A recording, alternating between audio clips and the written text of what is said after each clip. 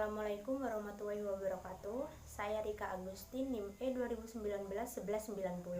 Di sini saya sebagai pemateri terakhir akan mempresentasikan materi saya dengan judul Peramalan dan Pengukuran Permintaan.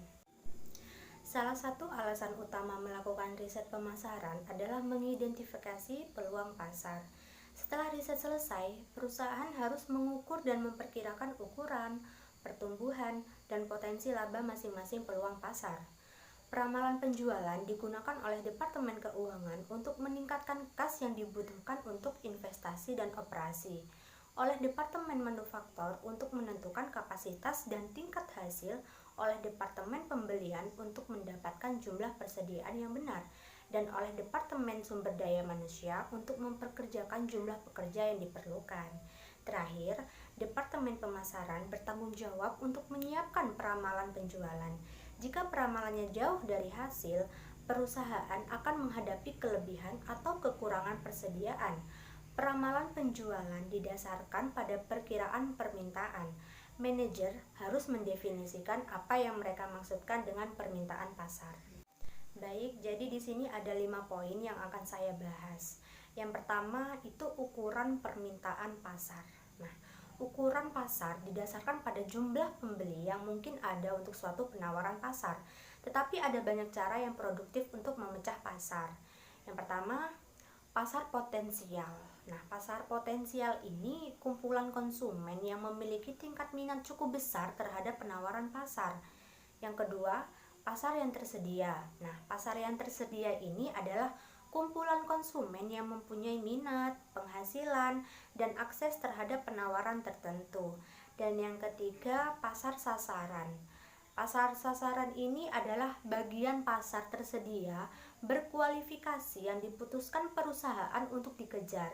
Sebagai contoh, perusahaan bisa memutuskan untuk berkonsentrasi pada usaha pemasaran dan distribusinya di pantai timur. Dan yang terakhir itu ada pasar terpenetrasi, adalah kumpulan konsumen yang membeli produk perusahaan. Yang kedua, kosakata pengukuran permintaan. Konsep utama dalam pengukuran permintaan adalah permintaan pasar dan permintaan perusahaan. Dalam masing-masing konsep itu, kita harus membedakan antara fungsi pasar, peramalan penjualan, dan potensi. Nah, permintaan pasar. Langkah pertama pemasar dalam mengevaluasi peluang pasar adalah memperkirakan total permintaan pasar. Nah, permintaan pasar ini atau market demand untuk sebuah produk adalah total volume yang akan dibeli oleh kelompok pelanggan tertentu di wilayah geografis tertentu dalam periode waktu tertentu pada lingkungan pemasaran tertentu di bawah program pemasaran tertentu. Selanjutnya, peramalan pasar. Hanya satu tingkat pengeluaran pemasaran industri yang sebenarnya akan terjadi. Permintaan pasar yang berkoresponden dengan tingkat ini disebut peramalan pasar atau market forecast. Nah, selanjutnya potensi pasar atau market potential adalah batas yang didekati oleh permintaan pasar ketika pengeluaran pemasaran industri mendekati tingkat tak terbatas untuk suatu lingkungan pemasaran. Kemudian permintaan perusahaan atau company demand adalah pangsa pasar yang diperkirakan perusahaan pada tingkat alternatif dari usaha pemasaran perusahaan dalam suatu periode waktu. Dan selanjutnya ada peramalan penjualan perusahaan atau company sales forecast, adalah tingkat penjualan perusahaan yang diharapkan perusahaan berdasarkan rencana pemasaran terpilih dan lingkungan pemasaran yang diasumsi. Selanjutnya, potensi penjualan perusahaan atau company sales potential adalah batas penjualan yang didekati oleh permintaan perusahaan ketika usaha pemasaran perusahaan meningkat relatif terhadap usaha pesaing. Selanjutnya, yang ketiga adalah mengestimasi permintaan terkini. Eksekutif pasar pemasaran ingin memperkirakan total potensi pasar, potensi pasar suatu wilayah, dan total penjualan industri serta pangsa pasar. Yang pertama ada total potensi pasar atau total market potential, adalah jumlah penjualan maksimum yang mungkin tersedia bagi semua perusahaan dalam sebuah industri sepanjang suatu periode di bawah tingkat usaha pemasaran industri dan kondisi lingkungan tertentu. Kemudian potensi pasar wilayah. Potensi pasar wilayah ini adalah estimasi potensi pasar sejumlah kota, negara bagian, dan negara yang berbeda-beda. Kemudian metode pembentukan pasar memerlukan identifikasi semua pembeli potensial di setiap pasar dan memperkirakan pembelian potensial mereka.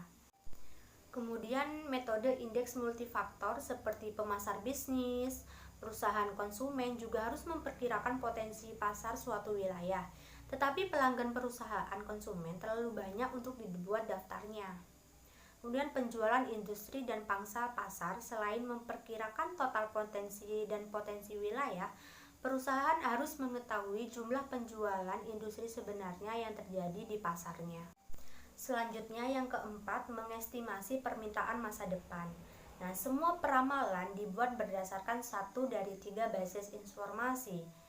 Yang pertama, apa yang dikatakan orang, atau apa yang dilakukan orang, atau apa yang telah dilakukan orang.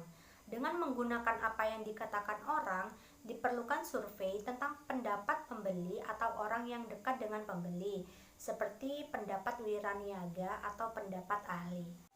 Kemudian survei maksud intensi pembeli. Nah, peramalan forecasting adalah seni mengantisipasi apa yang mungkin dilakukan pembeli dalam kondisi tertentu. Survei juga menanyakan keuangan pribadi konsumen di saat ini dan di masa depan, serta harapan mereka tentang ekonomi. Selanjutnya, gabungan pendapat tenaga penjualan. Nah, untuk mendorong perkiraan yang lebih baik, perusahaan dapat menawarkan insentif atau bantuan, seperti informasi tentang rencana pemasaran atau perbandingan peramalan masa lalu dengan penjualan sebenarnya. Peramalan tenaga penjualan membawa sejumlah manfaat. Dan yang terakhir adalah pendapat ahli. Perusahaan juga bisa mendapatkan peramalan dari para ahli termasuk penyalur, distributor, pemasok, konsultan pemasaran, dan asosiasi dagang. Perkiraan penyalur mempunyai kekuatan dan kelemahan yang serupa dengan perkiraan tenaga penjualan.